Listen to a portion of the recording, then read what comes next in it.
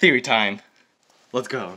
Okay, so I was trying to sleep last night, where all the best thoughts come from, and I had a FNAF theory. So I'm gonna warn everyone out there now that this is gonna have some spoilers for Bunny Call, which, well, not the story from Bunny Call, but the last two stories in Bunny Call. And if you have been living under a rock, the security breach trailers. So let's go. So if you read the book, the second story of Bunny Call, I can't remember its name and I can't look it up because right now my friend's borrowing the book and I'm too lazy to go and look it up online. In that book, or story, Springtrap comes from the main character, which I was glad because when he died, he was like the only character in the series that I was glad died. He was the jerk. But back on track. He had a Springtrap come out, or he gave birth to a Springtrap. So some might say he might be like the new Springtrap, but I think he's actually the Springtrap, like the Afton Springtrap. So like, yes, I know it's starting to get confusing, but I think, as you know, in the story, he takes place during the VR game, which you all know is the VR game that's canon. Alright, which would be helpful is what I meant to say, but, words don't really come out. But I think his future self, which I'll get into that, left him some coding inside that old code that they put into the game to help him escape and get into... What is his name? The main character of that story. I'm trying to remember the story. I'm going to remember it all at the end. I think he, how he gets into the human, and then he time travels back in time to start Fazbear Entertainment. Before you're like, oh, time travel, that's way out there. It's not. And go read into the pit. We already know time travel is possible in this universe. And at a point with this, I was going. I think I think when future himself helps him get out, he gives him like weird powers to do that with the coding. Don't ask me why, but this is FNAF we're talking about. So I think he was able to get out of the spring lock suit and make himself look human. Or another thing that I'm gonna get into later, but I'm gonna get to that later.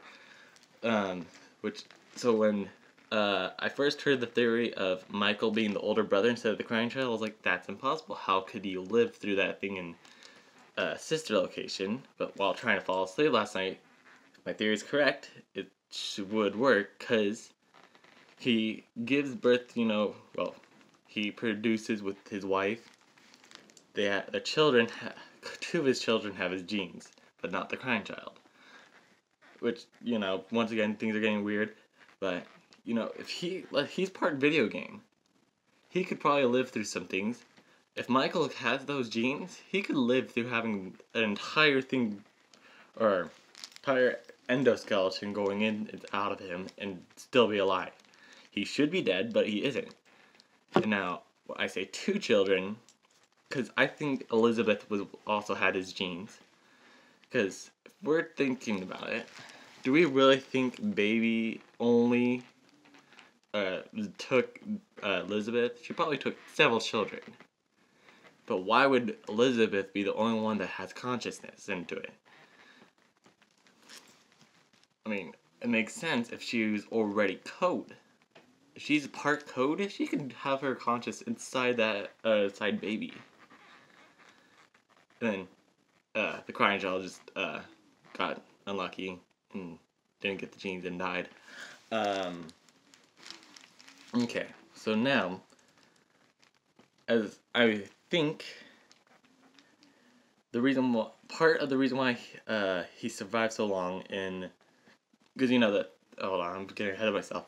So, Matt Patori theorized that he is the man in the final story, which I think that's true.